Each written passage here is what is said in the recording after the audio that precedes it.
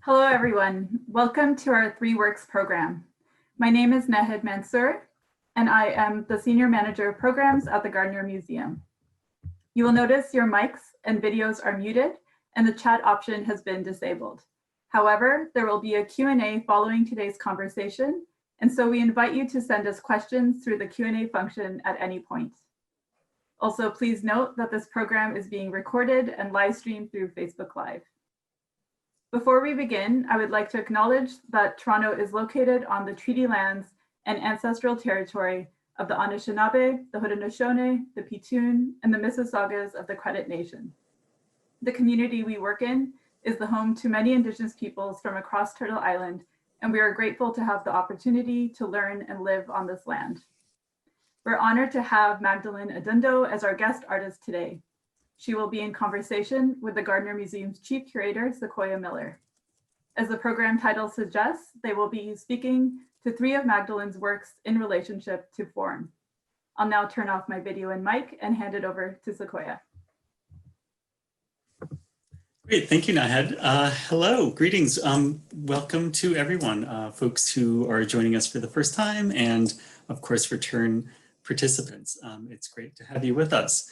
And Magdalene, I would ask you to turn your camera on, please. It's wonderful to have you here. Greetings, welcome. Wonderful to see you. I have a setup that's a 5-year-old has done for me, and that's why. This is who we rely on for our for our knowledge, for some of our knowledge at this point. Great. Wonderful. So we're all here. I'll go ahead and introduce Magdalene now to our participants, so we all can understand a bit of her background. Magdalene Odundo was born in Kenya before moving to the UK as a student in 1971. She is, of course, an acclaimed ceramic artist. Her work references ancient making traditions from across the globe.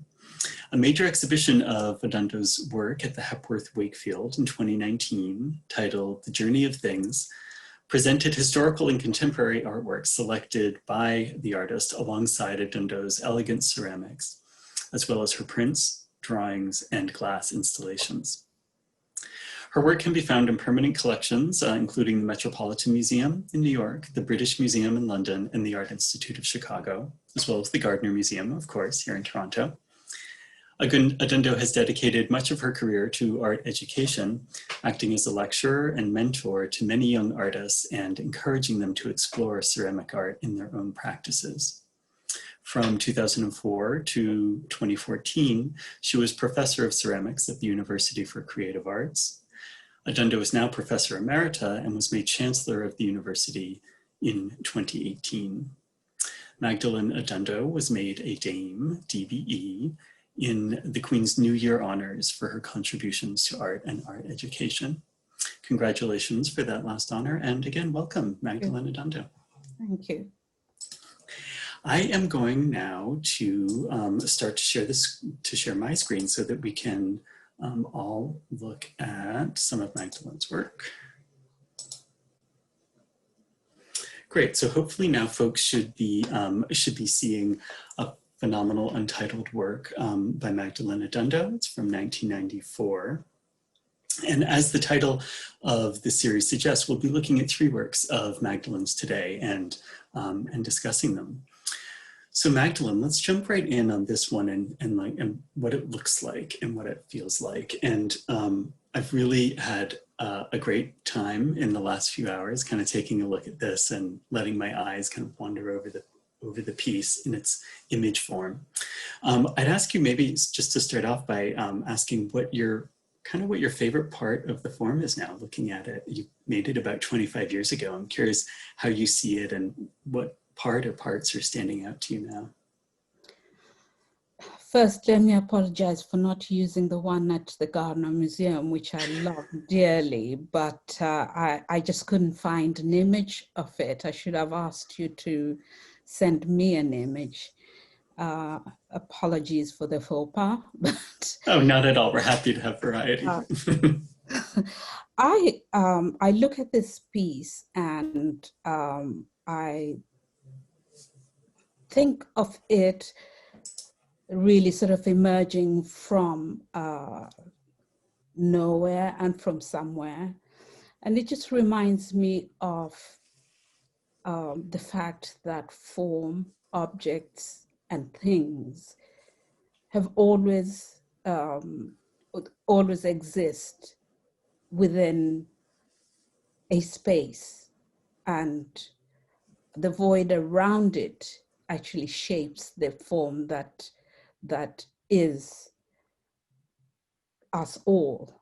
And the forms this particular form that I'm looking at, made in 1994, I actually, I remember making it and getting to a stage when I got to that neck part of it, actually tiptoeing and, trying to gain height in myself. I'm not a very tall person, but it is it just led you, there was something about it that led me to not sort of terminate it from a certain level. And it's that aspect, that philosophical aspect, the thinking that a form has to exist within a mark that it forms, sort of right from this, it sort of right from the time when man's or human being started making any kind of inscription, hieroglyphics, or even cave paintings. The first thing they did was to actually depict an anthropomorphic piece, something, sort of, and it was to create a language, to create, if you look at cave paintings, you will see an animal and then a space and then another animal and then a space and perhaps what looks like a figurative piece of work. And it was kind of, to me, that was kind of a language, a way of communicating with the other person and leaving a message. It's almost like shadowing yourself without having to express it in language, in words. And at some point, perhaps language becomes something that is learned. So at some stage when a child is still unborn or anything is unborn, it doesn't actually exist in the space. It exists, it doesn't exist. It's a shadow.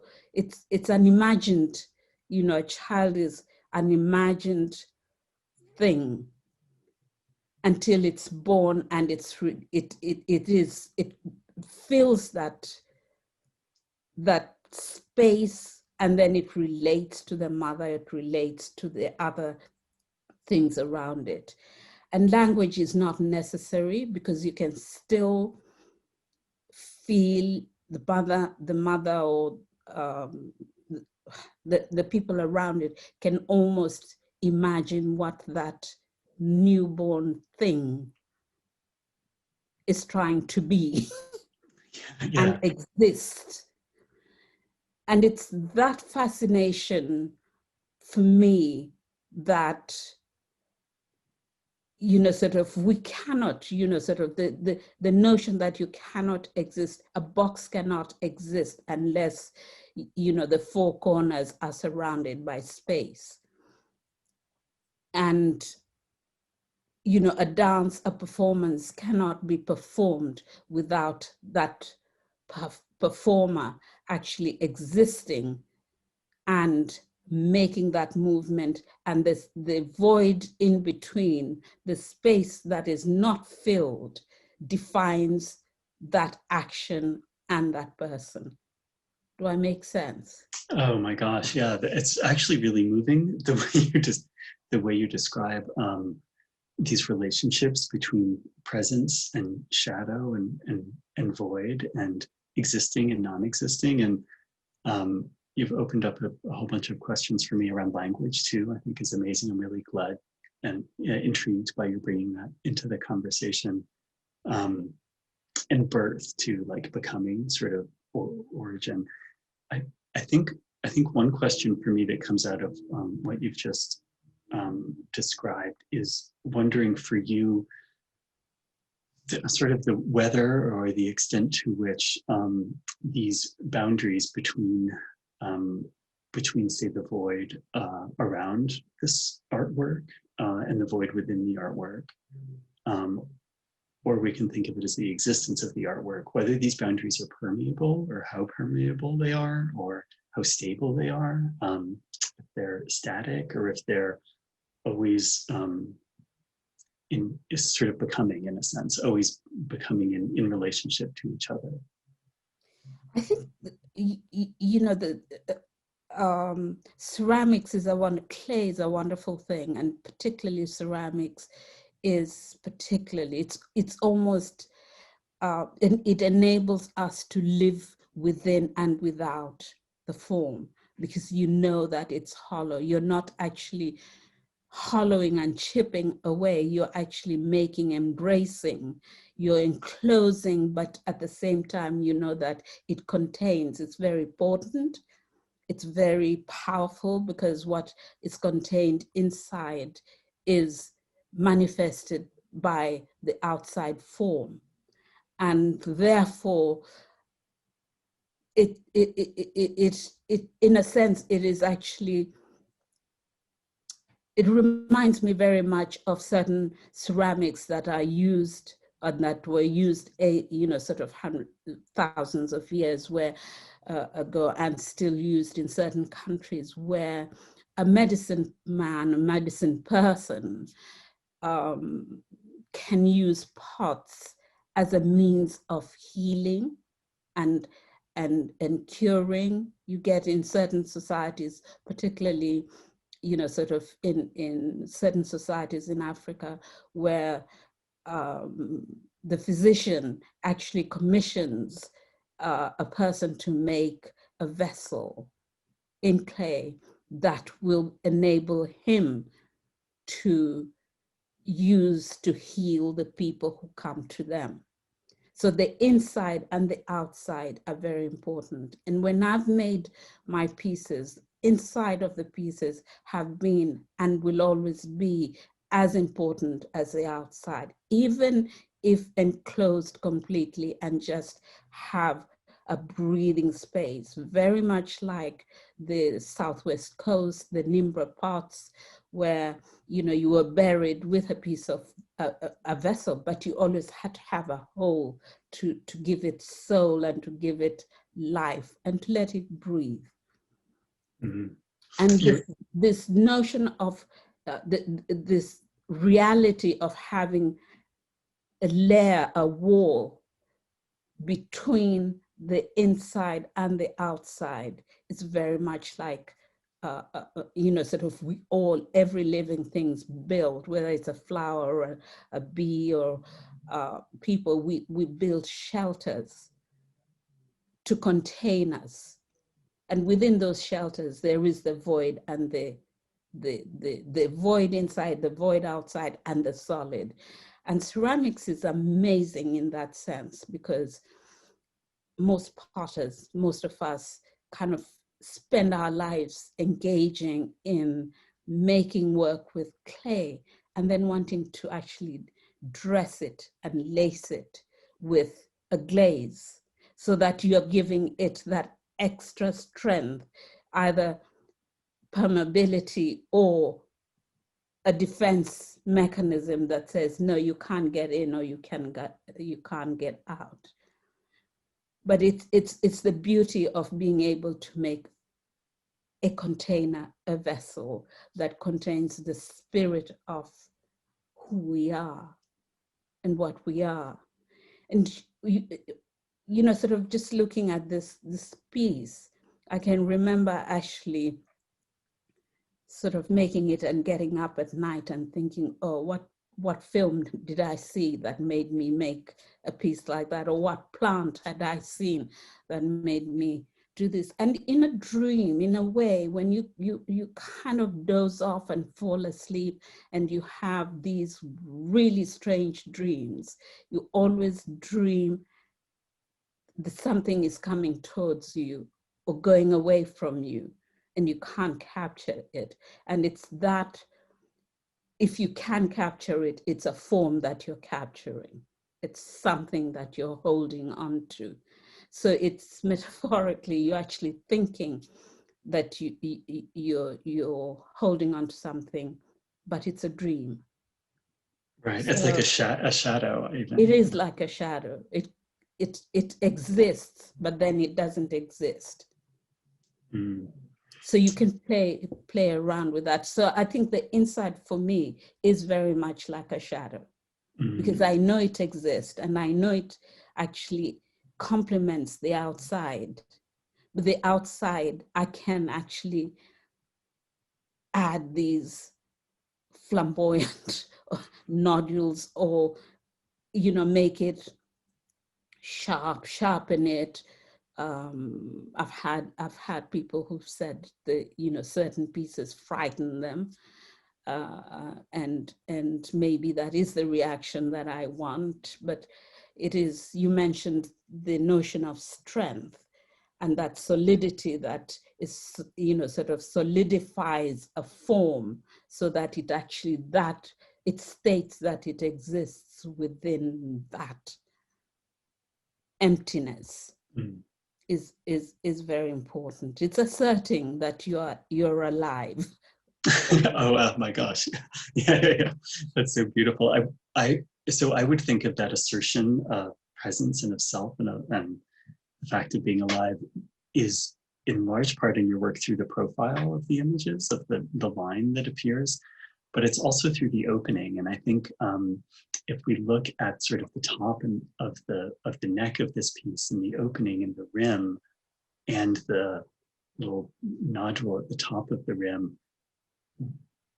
and still thinking about this question of the inside and the outside and the void and the permeability, how does the open, where the inside becomes the outside, the opening, sort of the presence, the access, the availability, how does the mouth or the lip of this piece hold that strength for you? I think for me, it's allowing you in, but at the same time, it's throwing you out. It's like birth, you literally puke out this thing out and you say, okay, sort of my pregnant confined period is gone. You can get out and you can move your hands and scream and do whatever you want to do. You can't come back. So there is, sort of, I hope, my aspiration is that it, sort of the piece leads you in and allows you, constricts you in. It's almost like a movement. I can't, I was going to say like a snake, and I usually don't like them. And then it allows you to get out. But, sort of when you watch flowers, when you watch plants actually growing, that's what happens, sort of they open out, you see the petals, you see the stamens, and then you see, and then it stops and then it fades. But it's inside and outside.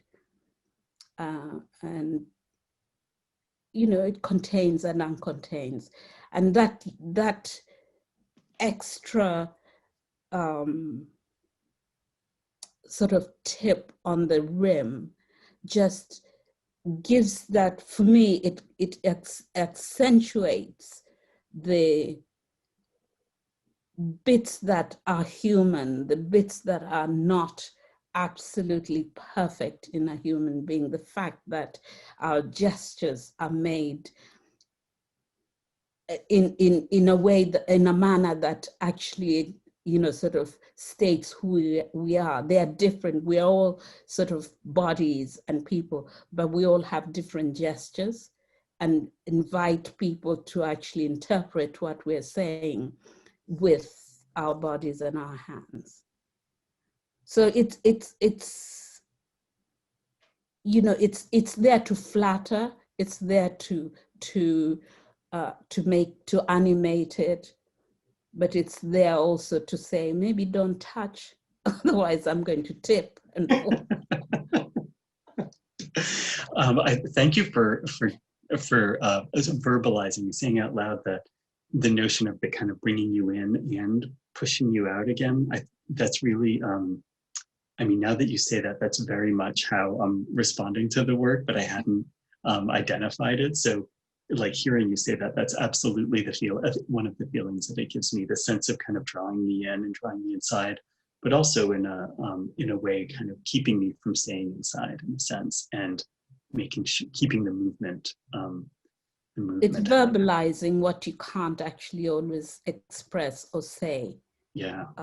And sometimes words are not enough to express the things that we do, the activities that we make every day, the need to actually make these objects for utilitarian purposes, but also for spiritual purposes, the relationship that we have with each other, and the spaces that we create between each other, especially in these times where, you have to really imagine closeness and distance. It's really made me think so hard as to how one could exist, and how, people who practice spiritualities where they totally isolate themselves, how they can exist within that space and within those spaces. And I think the fact that there's an emptiness around them, they are able to really become very independent and interdependent in that void, in that space alone. And it's fascinating just imagining that, for nearly 6 months, we haven't been able to actually make contact with each other. And I think, art and making things, have become a very important part and parcel of what the way we think, whether it's metaphoric, whether it is just allegorical, or whether it is in dreams, and we seem to have had, in one sense, the space to create that something within that loneliness, or within that expansiveness of nothingness that has happened to us. And even the other tragedies that have happened, things like the fires and floods, become really essential because they exist. They actually become very vivid in one's mind because of the things that they are consuming within that kind of space, within that happening, within the climate changes that we're getting. And I'm just becoming too verbal now. No, you're wonderfully verbal. It's really, you're saying so much. There's so many thoughts to respond to and to pick up on. I guess one thing that I love about your work is that it does very much for me fit into the space where words aren't enough, where words don't describe the sensation or the experience, and that fascinates me that how you bring language into it, from the beginning of our conversation in reference to the cave paintings and the forms and the spaces between forms, and then linking it to the spaces that are between us now, and the sort of the thing in the shadow or the thing in the not thing, the space between things, as being the sort of origins or starting points for language, I guess. And so I'm wondering, for you, like, where does language fit in as a maker? And do you write, and do you think of writing, or do you sort of stay away from language in a literal level when you're actively engaged in generating your work? When generating the work, I tend to, I listen to music, so there is rhythm, but I also listen to news.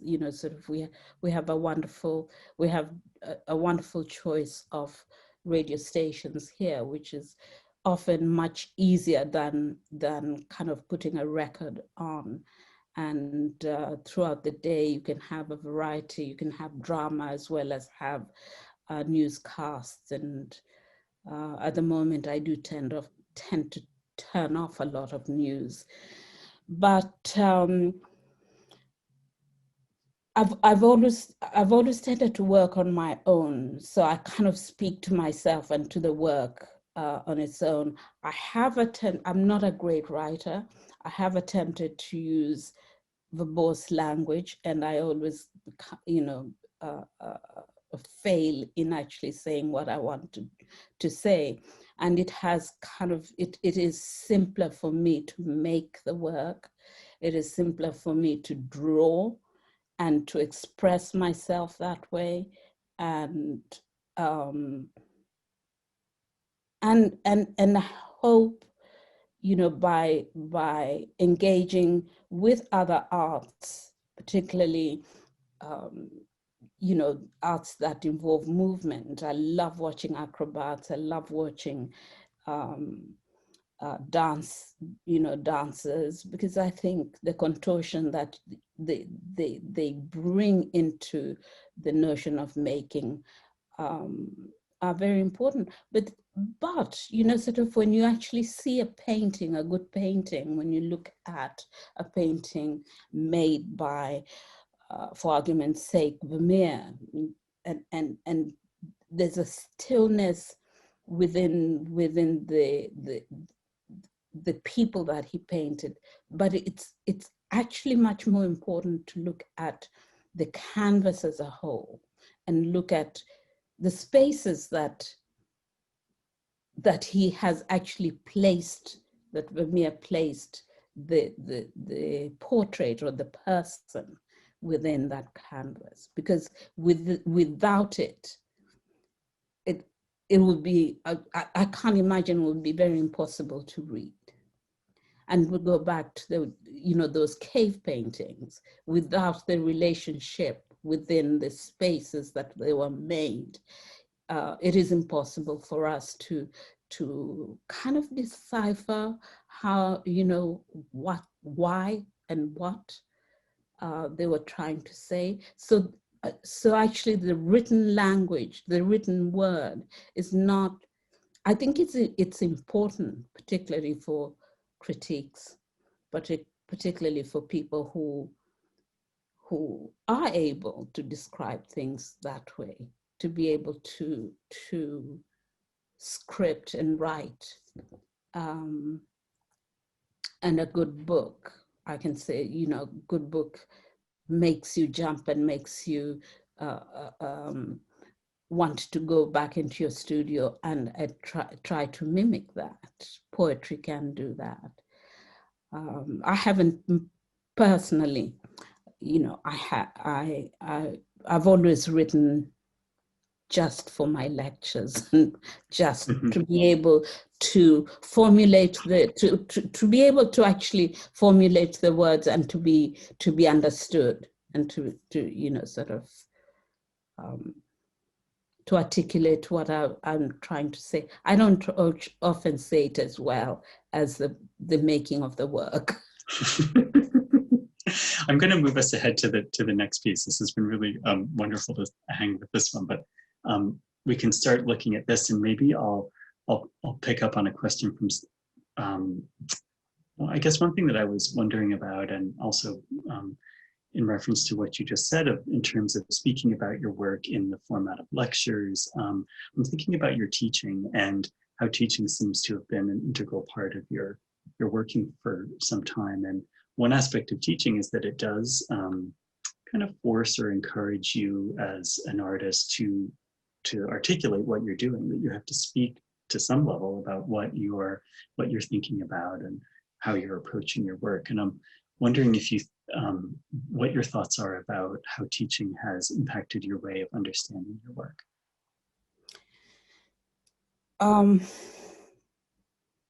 I think teaching has taught me to be able to express myself. And as far as I know, I think I probably gained a lot more from teaching than I taught or I gave out. And I often used to say to my student, oh, people I worked with, I've just come in to kind of try to solve the problems I have within my work by being here with you. And I think there is an academic rigor that as a teacher you have to kind of apply, which means you have to kind of educate yourself and be educated. And therefore you have to read, you have to be prepared to venture into areas that you wouldn't if you weren't teaching. It complemented the work I made. It enabled me to make decisions about which directions and which way to go with my work. And the ability to understand, sort of form, and to understand that that space one occupies, but the existence of the material, it's necessary for you to be able to translate, transmit, to pass on that knowledge. And yes, sort of language has, sort of, I think the teaching has helped the language in which I'm able to kind of feel comfortable to be able to impart a little bit of my skills and knowledge to other people, particularly Wonderful. to younger students that I've worked with. But if, sort of, we'll come to the kind of the image that you've left to the last, because that actually works very well, because the work, this is a later work, and then the one that we looked at was in the middle. The other image actually shows the beginning and the transformation that that happened through teaching and through going back to school myself to be able to relearn, reallocate my mind to what I was trying to do. Shall I switch to that third image now? Do you want to look at it now? Okay. Oh, not that one. Yeah, that one. Yeah, because originally, sort of, and especially because form is such an important thing for me. As I said earlier, form can kind of be for utilitarian use, but also for, I think it's vital for our existence anyway. But at the beginning of my making objects, and this is a very early piece because it was a piece that I made as an undergraduate, I was learning, and I was very preoccupied by the adoration of the people that taught me, particularly my travels back to Africa, and particularly in Nigeria and in Kenya, but also later on when I visited particularly California and then New Mexico and places like that, and just sort of learning later on that that piece put next to the real piece. I think it's kind of embarrassing a little bit. I love how you call it the real piece.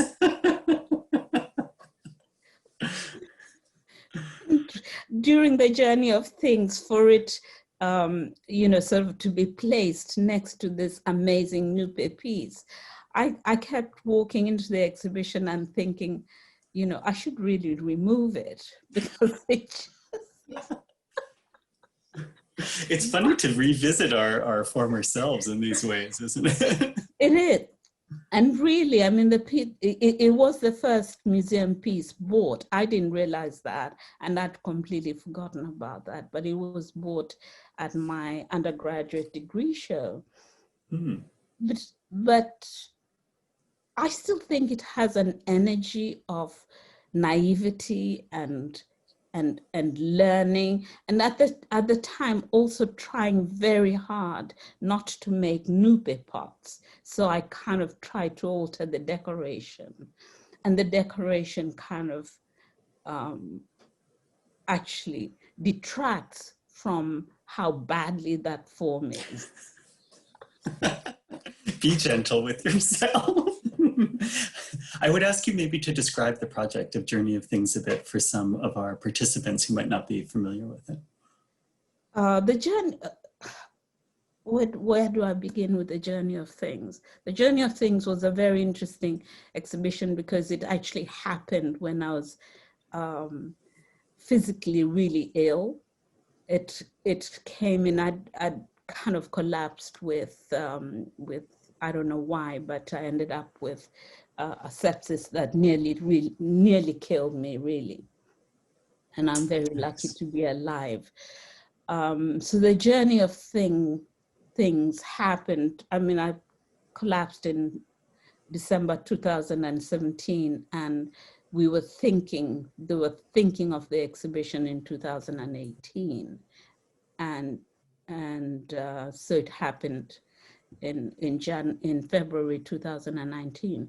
So it, sort of when I got out of hospital after 3 odd months, sort of the exhibition had grown from being asked to just do a side show of X amount of pieces to this whole resume of my work. And it was interesting because at first, the museum invited me to select work from their collection. And then as it happened, they had borrowed these 50 pieces of my work. The pieces started reflecting on the fact that museum collections and libraries had been very important in my journey. Had I not visited these museums, had I not used libraries, I probably would not have made the journey that I made throughout the 25, 30 years of making. And it became very important to tell this, to kind of show the steps that I took in trying to learn about myself, but learn about making, learn about other people making, and extract information from those works that I had seen, from the books that I had read, from the journey and the travels that I had made. residencies that I had been part and parcel and participated in. Thank you for everybody who invited me. Museums that had collected my work, but important.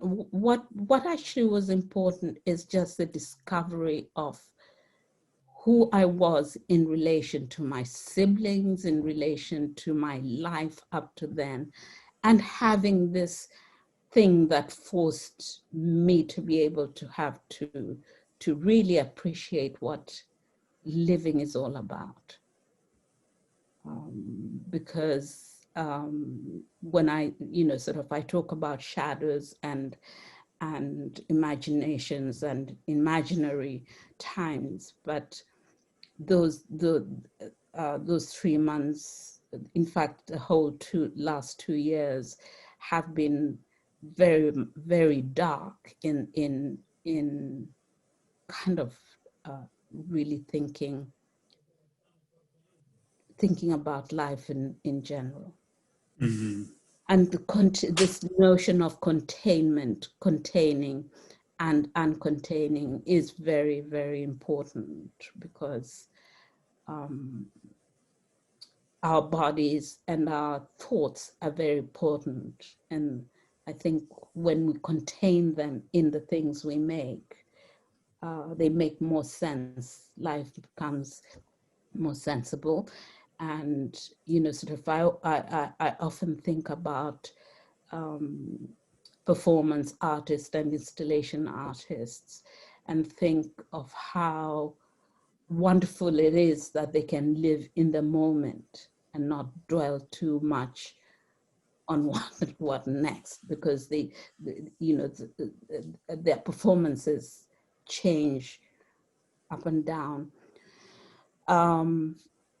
But then I have kind of traveled and worked within other materials as well that have enabled me, particularly glass and bronzes, and thought very deeply in how these other materials come in and inform my own sort of obsession with form. Because to me, my ceramics is a really personal journey, and everything else enables that intimacy with clay to actually manifest itself.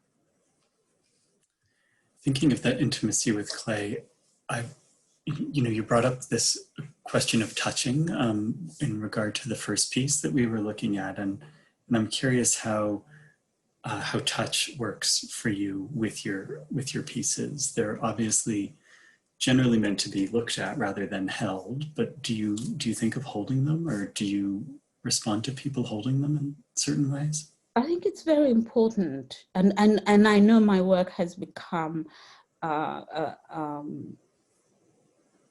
sort of the pieces have become how can I put, sort of precious in the sense that, sort of in clay, in making clay, in firing clay, we create fragility in ceramics.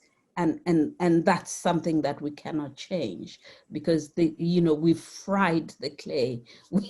We've totally changed its composition, and so made it fragile. And all ceramics, whether it's torsos and figurative, it's very fragile. And I like that fragility as well, because it actually shows the humanity, shows how fragile our human being and souls and everything is.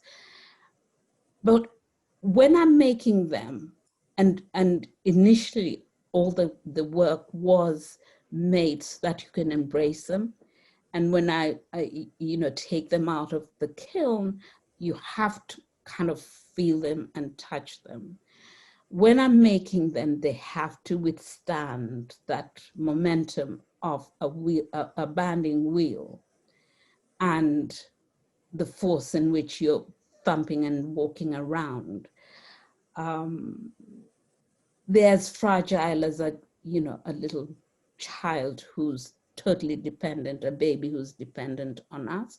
Those people, you know, not everybody has babies, but they are objects that we think are very dear to us, and you want to embrace them. And I think circumstances are, I would really like for people, and unless you actually feel the work, and I'm sure because you were there when the piece that Yale purchased, and then you've got the one that you have at the Gardiner Museum. When you handle it, it's really important to be able to feel the weight of the work, because it often surprises a lot of curators, a lot of people like yourself, because you get it out and then it's lighter than you know, the pieces are much lighter than you think they should be. So that is very important. I wish in reality that everybody could go and handle a piece of work. It's terrifying. I do rock them. I do handle them, and I rock them, and I look at them, and I dance with them, and, you know, sort of, I know the ones that really gave me grief, and some the ones that you know, sort of, I laughed and danced with them. And I remember a fellow artist from Philadelphia came to my studio once when I was making a set of, and you know, she came when the work was not fired, but I was still making them. And all I saw her doing is getting up on her toes and then, you know, sort of pulling out, feeling herself. And I said, Celia, what is that? She says, well, they just, you know. But that's, so I think, you know, those of us who make things, who make objects, want to capture the imagination of others. So the piece, you know, sort of, in the end, I have to accept that whoever has my pieces of work now feels very disinclined to allow people to just go and enjoy them and touch them. But those people who've had the privilege that I have to be able to do so, feel they have the softness but tightness that is the nature of ceramics. Especially, and the surfaces were deliberately, I deliberately chose the thing that kind of I did when I was finishing at the Royal College of Art, and I had a delightful 3 years of free education, I might say, was that I wanted the pieces to I wanted the material to be as simple as clay is. And so I wanted to use the simplest of the clays, which is the earthenware clays or the terracotta. I wanted the surfaces to actually complement the form and bring out the form rather than the surface being the area of concentration. And I wanted the work to kind of have this continuity so that I continued to learn from every other work that I made, so that it filled that space and enjoyed performing on itself. And even though a cluster of the work is really interesting to have a look at, because then you can actually play with the spaces in between, but each individual piece is like saying, I, as a child or a human being, have developed into who I am, and I'm going to be different from the other piece of work. You know, that points toward a bit toward one of the questions that we've had that's come in from a participant, which is asking whether you have sort of specific hopes or preferences around how your works are displayed in museums. And obviously the journey of things was in some sense about the conversation between your work and the objects in museums, but do you have thoughts or hopes or expectations around it, like around the spaces between your work? Yeah, the journey of things, both at Wakefield, the Hepworth at Wakefield, and the Sainsbury Center for Visual Arts in Norwich, University of East Anglia, were both designed by different architects. I had, when you get old, you have the privilege to have people pamper you and pamper the work. So the first exhibition was designed by Fashid Msavi, which was absolutely incredible because she got involved herself, and then she got her colleagues to get involved, and they designed it to complement the work and the choice of the objects that we had. And I was happy with that because I was happy to actually collaborate with other people to see how they saw my work fitted within the times that we lived in, the times that have been lived, and the times that are coming in the future. And I also think that curators have a role, because why would we have them? Many people have asked that question. Because that role is very important, because it gives the curator an sort of both an academic rigor, but also a practical one to imagine and reimagine what the artist is all about. Mm. And I think if you go back to the cave paintings that I keep referring to, those people existed with each other. That's why I think, and this is not proven, it's not historical truth, but I think, the fact that they wanted to communicate with each other, and the symbols they left behind, the animals and the people that they were drawing, gave, sort of was a language in which that they could communicate in. And I think an artist can't live in isolation. And I mean, I want to make the work. I don't want to go into a museum and start rearranging the whole thing, because that could take another 6 months of your life. Right. So I hope that answers that question. Yes, absolutely. I'd like to bring another question from the participants, and this one comes from an artist, a woman named Magdalene Dijkstra, who's lives in Ontario, and her work is on view at the Gardiner right now in our exhibition Raw. And I'm going to read her question. She writes, "Magdalene, I'm honored to share a name with you. I wonder if you could speak to the role of the new as compared to the historical reference in your work."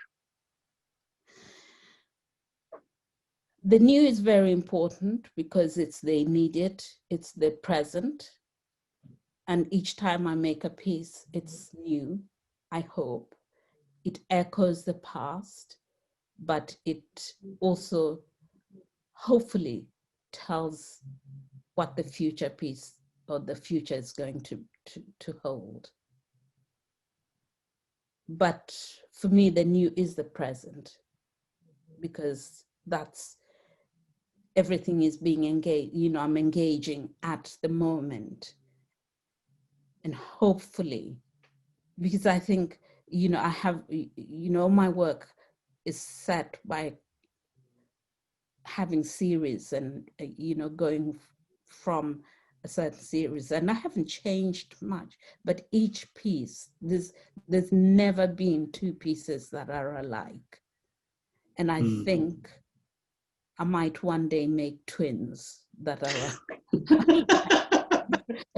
but all the time, even when I've made pieces to interlock and be together, there's always you know, there's one of my, you know, sort of dear collectors in London who has a two-piece set where we just, when she came in, we just could not separate those two, but they're not identical.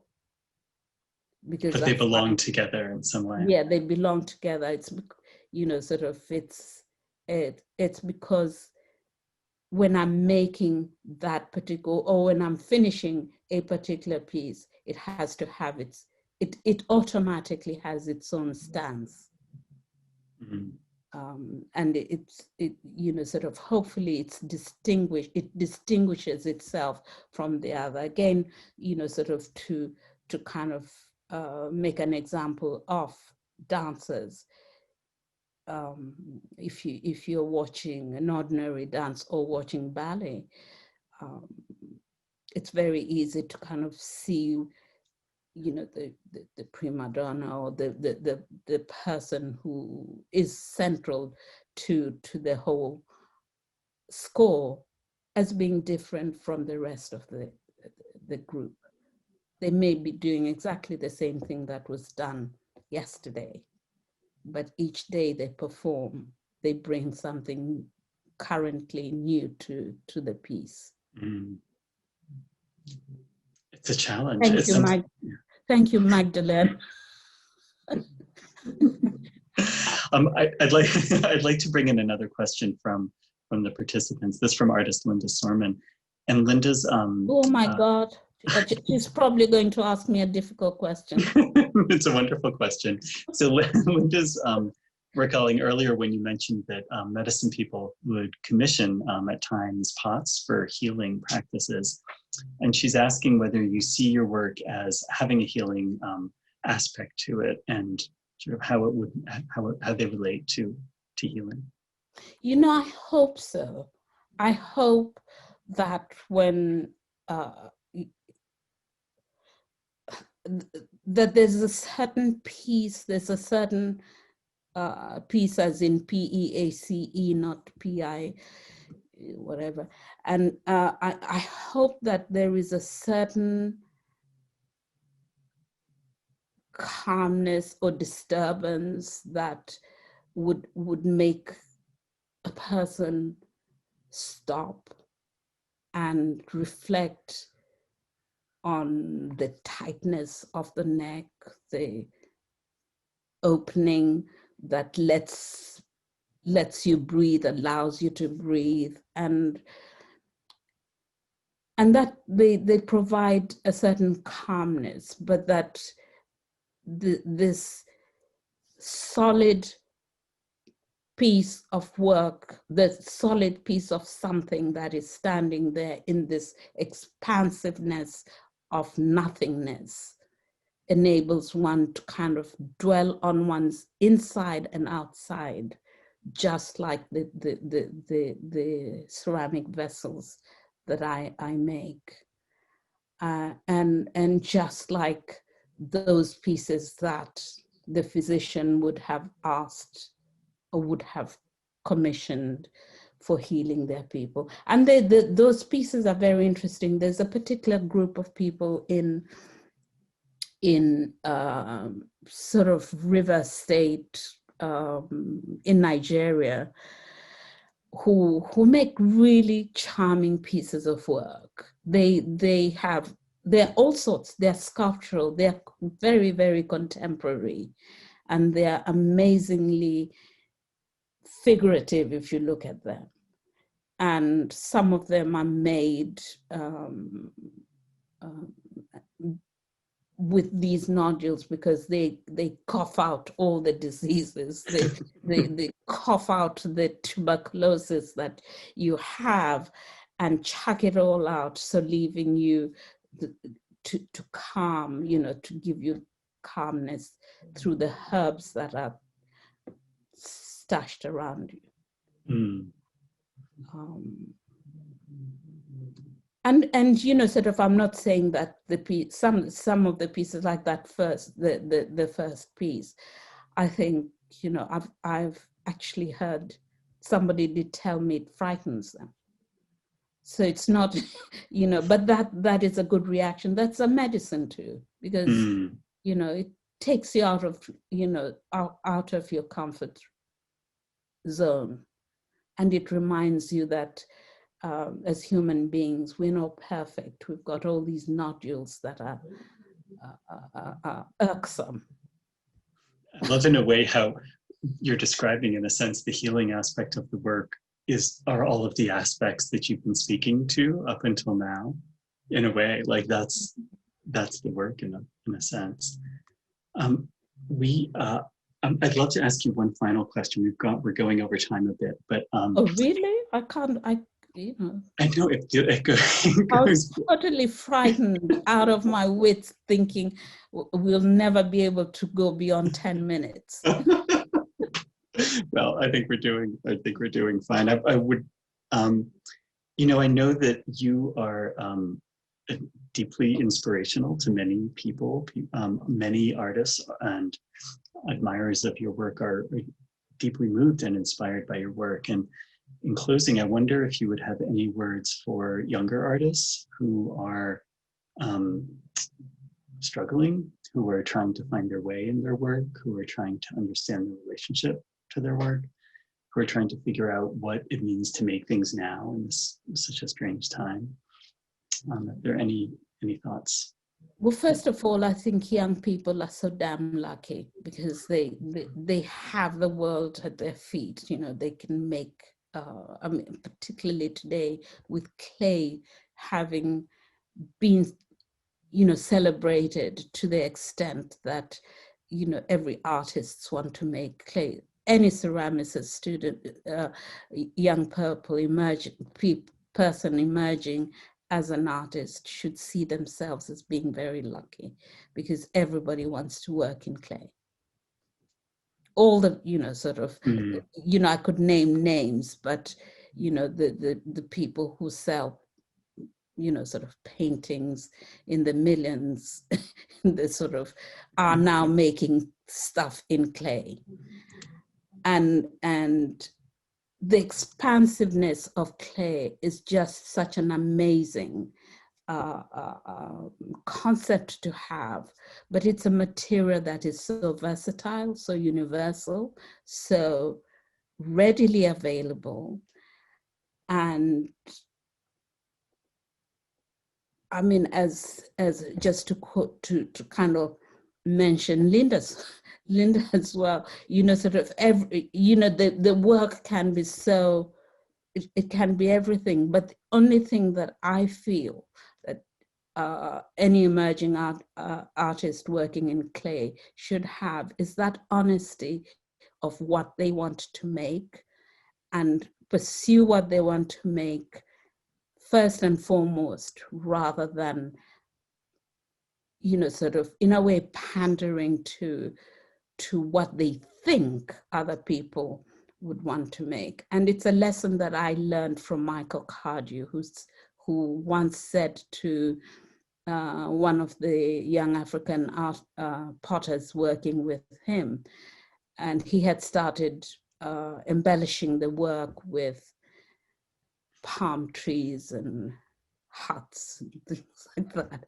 And Michael was very furious when we unpacked the kiln. He said, you know, if you do that, people will like the work, and then they'll be asking you to put palm trees on everything you make.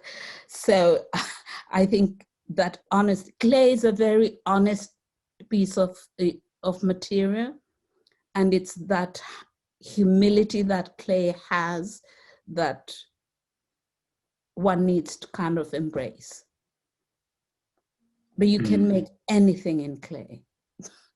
You know, we live in clay houses. We live in, you know, sort of some of the most beautiful architecture made without architects. They're shelters and they're beautifully arranged, and that's clay. So it's everywhere. And it's And it's cheap. Yeah, that's actually a really good thing to end on. I love this idea of we live in clay. I think that's a beautiful thought. We do. Yeah. Thank you.